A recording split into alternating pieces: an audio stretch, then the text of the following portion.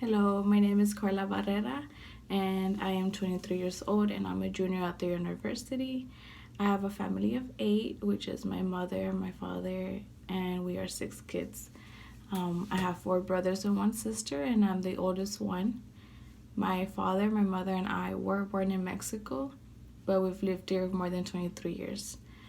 Although I was born in Mexico, I've never lived over there. My parents brought me here as soon as I was born, so I grew up here. Okay. My first language is Spanish, which goes for all my family. Of course, my mother and father do not speak English. They tried going to learn English for a little bit, but it was kind of hard for them. It was hard for me growing up since I was the oldest one. I was the first one, not having anybody trying to help me with my homework because, of course, it was all in English, and my parents did not read or speak English at all. I also had to be the translator for my parents most of the time at school, at the meetings, or when they would send us papers at home. They were all in English, sometimes in Spanish, but most of the time in English. So I had to tell my parents what the papers were saying because they had to sign them. Okay, I think that's why I was able to maintain my first language, which was Spanish, because I had to speak Spanish at home. I had to be a translator.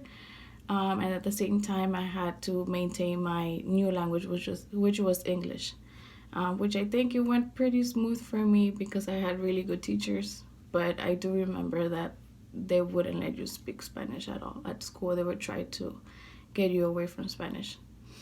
For my work, I currently work for an internet company, and I do financial reports. I do audits. I've been there for almost 5 years. Okay, and I also do volunteer teaching on my free time, and that has really helped me grow as a future teacher.